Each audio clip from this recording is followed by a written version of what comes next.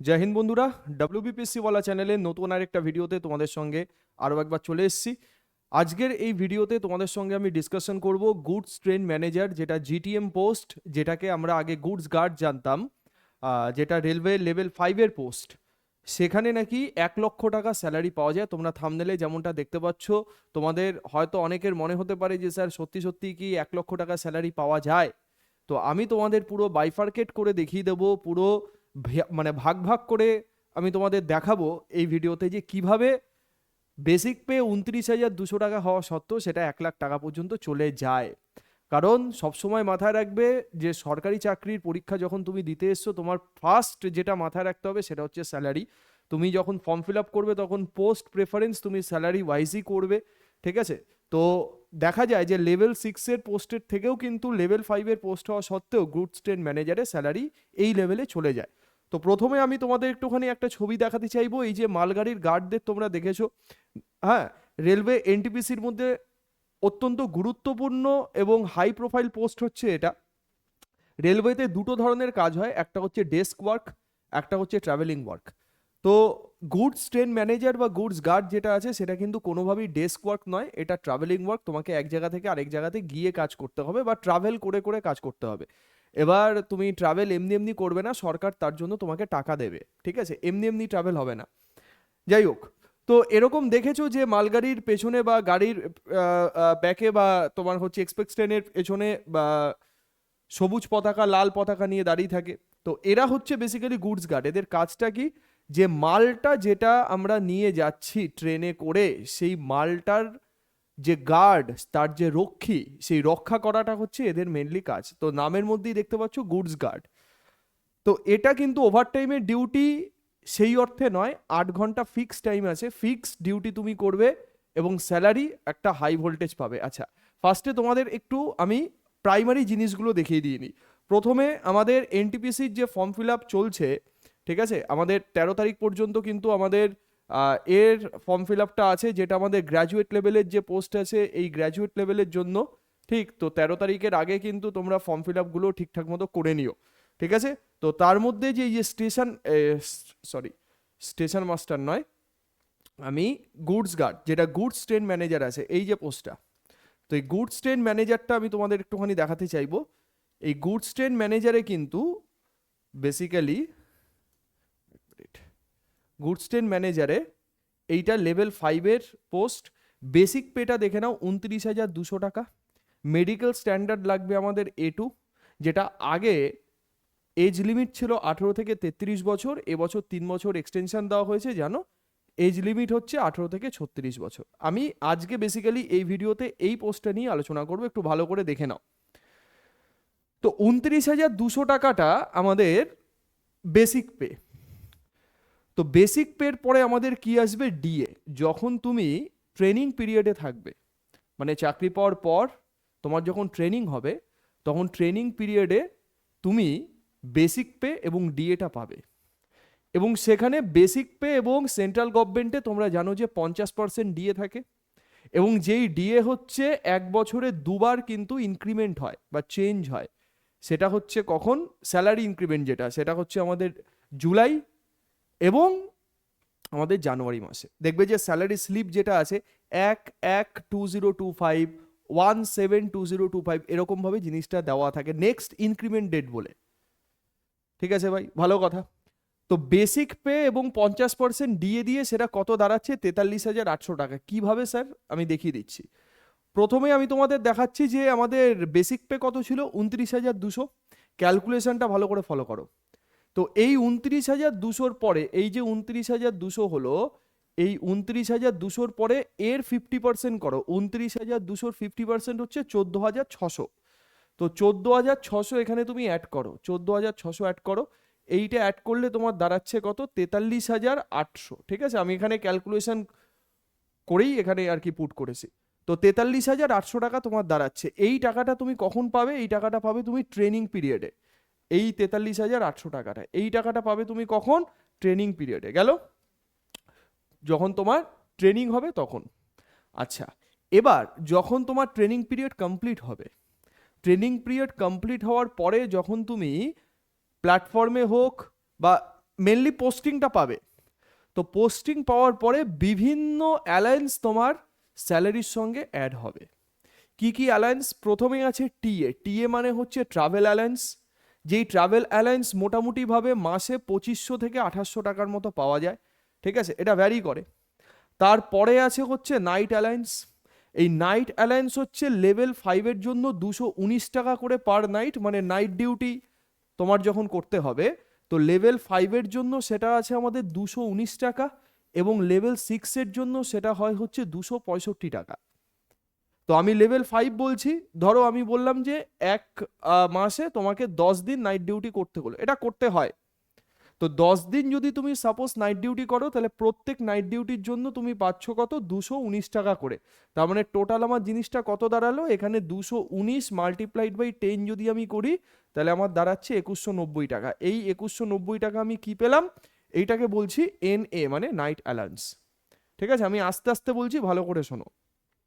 ভালো কথা sir, TA বুঝলাম, এনএ বুঝলাম, এই জিনিসটা মানে কি, মানে আসা যাওয়ার যে খরচা আছে, সেই আসা যাওয়ার খরচাটা তুমি এত পাবে মোটামুটি। এবার আসি আমরা এইচআরএতে।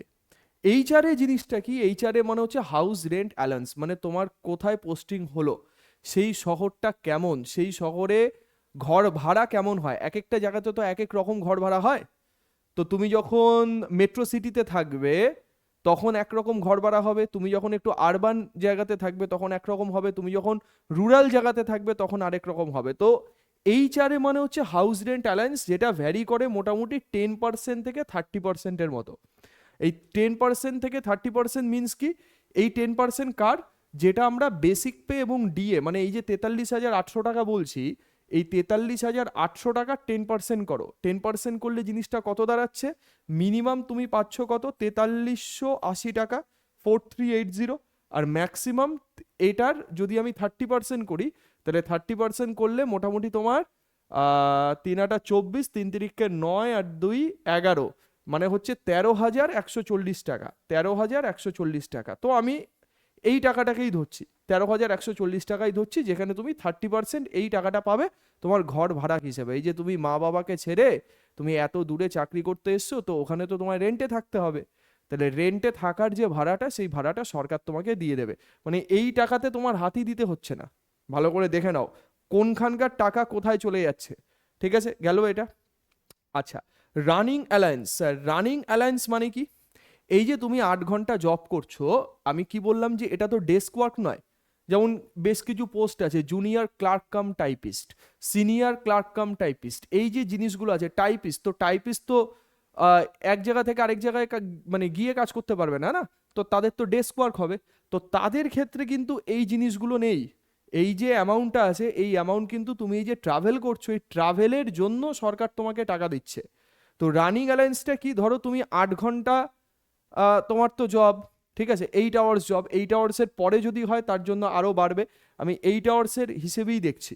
তো 8 ঘন্টা তোমার জব আছে, সেই 8 ঘন্টাতে তোমার দেখা গেল যে ট্রেনটাতে তোমাকে মানে যে দিন যে ট্রেনে তুমি কাজ করছো, সেই ট্রেনটা 350 কিলোমিটার ধরো সেই দিন 8 ঘন্টার মধ্যে চলেছে।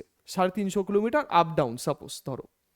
তো এই যে 350 কিলোমিটার তুমি গেলে, এই 350 কিলোমিটারের জন্য প্রত্যেক কিলোমিটার পিছু তুমি 4 টাকা করে পাবে। তাহলে হিসাব করলে জিনিসটা কত দাঁড়াচ্ছে? 350 কিলোমিটার যাচ্ছ, ঠিক আছে, 350 কিলোমিটারে 4 টাকা করে যদি দাঁড়ায়, 4-35 140, মানে 1400 টাকা তুমি পার ডে পাচ্ছ। ভালো করে ভাবো, 1400 টাকা তুমি পাচ্ছ পার ডে। এই যে ব্যাপারটা, এই জিনিসটা কাদের জন্য অ্যাপ্লিকেবল? এএলপি মানে মানে আমাদের মানে loco pilot, assistant loco pilot এবং গুডস ট্রেন ম্যানেজার, জিটিএম, এই দুটো পোস্টের জন্য এটা অ্যাপ্লিকেবল। বাকি পোস্টের জন্য কোনো ডেস্ক বা অফিস জব যেগুলো আছে বা সেই ডিপার্টমেন্ট যেটা আছে তার জন্য কিন্তু এটা অ্যাপ্লিকেবল নয়। ভালো কথা স্যার। তাহলে 350 ইন্টু 4 হলো 1400 টাকা হলো। এই যে 1400 টাকা, এটা একদিনের। এবার এইটাকে যদি আমি মাসের হিসাবে করি, তাহলে মাসের হিসাবে করলে ইন্টু 30 করো, 3-14 কত দাঁড়ালো? 42,000 টাকা। এই যে 42,000 টাকা দাঁড়ালো, এই 42,000 টাকাকে রাউন্ড ফিগারে তুমি 40,000 টাকাই ধরো। রাউন্ড ফিগারে আমি ধরলাম এটা 40,000 টাকা। এবার ভালো করে বোঝো। এবার এই জিনিসটা টোটাল আমি অ্যাড করব। অ্যাড করে দেখো তোমার কত দাঁড়ায়। প্রথমে কত? স্যার 43,800, প্রথমে হচ্ছে 43,800, ভালো কথা। তারপরে কত হচ্ছে? 2500 টাকা, 2500 টাকা, ঠিক আছে, এটা একদম আমরা নমিনাল ধরছি। তারপরে নাইট অ্যালাউন্স কত? যদি আমার 10 দিন নাইট ডিউটি করতে হয় 2190 টাকা, ঠিক আছে। মানে আমি একটা অ্যাভারেজ মানে ক্যালকুলেশন করছি, সব জায়গাতে ম্যাক্সিমাম ধরছি না, মানে যেখানে রাউন্ড ফিগারে যত হয় তার মতো করে ধরছি। তাহলে 2190 হলো। 2190 পরে হাউস রেন্ট অ্যালাউন্স তুমি 30% পেলে, 30%-এ মানে 13,140 টাকা, এটা হলো। তারপরে রানিং অ্যালাউন্স পেলে 4 কিলোমিটার 350 ইন্টু 4 যেটা আছে, এইটা হচ্ছে আমাদের কত দাঁড়াচ্ছে? টোটাল 40,000, এই হলো 40,000। আচ্ছা, আরেকটা জিনিস আছে, আরেকটা জিনিস তো এখানে আমরা স্কিপ করে গেলাম, এই জিনিসটা আছে, leave reliever sir, LR. Leave reliever কথাটার মানে কি? ধরো আজকে তুমি এ নামক একটা স্টেশনে তুমি চাকরি করো, ঠিক আছে, এ স্টেশনে চাকরি করো, তোমার পার্শ্ববর্তী একটা স্টেশনে ধরো স্টেশন মাস্টার নেই বা গার্ড নেই, যা হোক, তো তোমার যেই স্টেশনে পোস্টিং বা যেখানে তোমার পোস্টিং, সেখান থেকে তোমার পার্শ্ববর্তী কোনো স্টেশনে তোমাকে পাঠানো হলো এবং তোমাকে মানে অর্ডার দেওয়া হলো যে ওখানে তোমার 7 দিন থেকে কাজ করতে হবে, 7 দিন পরে তুমি আবার এই স্টেশনে ব্যাক করে আসবে ফিরে। তাহলে এই যে তুমি একটা স্টেশনে পোস্টিং হওয়ার পরেও তুমি আরেকটা স্টেশনে গিয়ে কাজ করছো, এর জন্য সরকার তোমাকে টাকা দেবে। এই জিনিসটা হচ্ছে লিভ রিলিভার, এবং সেটা কত? সেটা হচ্ছে 1000 টাকা পার ডে। ধরো তোমাকে 7 দিনের জন্য সেন্ড করা হলো যে তুমি 7 দিন ওই স্টেশনে গিয়ে কাজ করো, তো 1000 টাকা করে প্রত্যেক দিন পাচ্ছ, তার মানে 7 দিনে তুমি টোটাল কত পাবে? এখানে 7 দিনে পাবে হচ্ছে 7,000 টাকা, ঠিক আছে। তাহলে প্রত্যেকটা ভাগের মানে ক্লিয়ার, কেন পাচ্ছ, কত করে পাচ্ছ, ঠিক আছে। এবার এই যে জিনিসটা, এই জিনিসটাকে যোগ করো তুমি, তাহলে এখানে কত হলো? এখানে তুমি 7,000 লেখো, তাহলে 7,000-কে এবার তুমি যোগ করো, যোগ করে দেখো কত দাঁড়ায়। এটা হচ্ছে 0, 9 আর 4 13, 3 হাতে 1, 5 8 আর 5 13, 14 15 আর কে 16, 6 হাতে 1, 7 আর 3 10 আর 2 12 আর 2 14 আর 3 17 আর 1 18, 8 হাতে 1, 4 4 8 আর একে 9, 9 আর একে 10। তার মানে কত দাঁড়াচ্ছে ভাই? আমার কথা কি মিললো? যে স্যার সত্যি সত্যি 1 লাখ টাকা পাওয়া যায়? আমার কথা মিললো। 1,08,630 টাকা, এইটা হচ্ছে তোমার নেট স্যালারি, ঠিক আছে। বারবার বলছি যে এটা ট্রেনিং পিরিয়ডে পাবে না, এটা তুমি কখন পাবে? যখন তুমি জয়নিং করে যাবে, তোমার ট্রেনিং কমপ্লিট হবে, তোমাকে কোথাও পোস্টিংয়ে পাঠানো হবে, তখন তুমি এটা পাবে, ঠিক আছে। ট্রেনিং পিরিয়ডে তুমি যেটা পাবে সেটা হচ্ছে বেসিক পে এবং তার সঙ্গে ডিএ, যেটা 43,800 টাকা, এটাই ঠিক। এবং এবার এইটা কি, যত দিন যাবে, যত বছর যাবে, যত তোমার এক্সপিরিয়েন্স হবে, তত এই অ্যামাউন্টটা বাড়বে, বই কমবে না, ঠিক আছে। এটা 1,08,000, তো এটা 1.5 লাখ, 1,40,000 এই রেঞ্জেও চলে যেতে পারে। সেটা তোমার এই বাদবাকি যে জিনিসগুলো আছে এইগুলো হয়তো কিছুটা চেঞ্জ হতে পারে, ডিএ ধরো বাড়তে পারে, ঠিক আছে, তখন কিন্তু সেই জিনিসটা ওখানে মুভ করে যেতে পারে। তাহলে শুনে কতটা ভালো লাগছে যে স্যার সত্যি সত্যি তো 1 লাখ টাকা স্যালারি পাওয়া যায়, কোথায় বেসিক পে ছিল 29,200, সেই 29,200-র পরে এত টাকা, এই জায়গাতে আমরা আসলাম চলে। আচ্ছা, এবার তোমাদের আমি আরেকটা জিনিস দেখাতে চাইবো, সেটা হচ্ছে যে শুধু স্যালারির দিক তাকালেই তো হবে না, পড়তে হবে, যেটা প্রত্যেকটা ভিডিওতেই তোমাদের বলি যে এনটিপিসি লেভেল 2 3 4 5 6 যে কোনো পোস্টের জন্য বা যে কোনো ডিপার্টমেন্টের জন্য এক্সামিনেশন পদ্ধতি বা এক্সাম প্যাটার্ন একই। তো তোমাকে প্রথমে কি করতে হচ্ছে? সিবিটি 1 দিতে হচ্ছে। সিবিটি 1-এ তোমার কোয়ালিফাইং ইন নেচার, ঠিক, সিবিটি 1-এ তুমি বসলে এটাতে তোমাকে পাস করতে হবে, এটার মার্কস কোনো কিছু আমাদের ফাইনাল মেরিটে যোগ হবে না। তারপরে তুমি যাবে হচ্ছে সিবিটি 2-তে, ফাইনাল মেরিট লিস্ট যেটা তৈরি হবে সেটা সিবিটি 2-এর বেসিসে তৈরি হবে।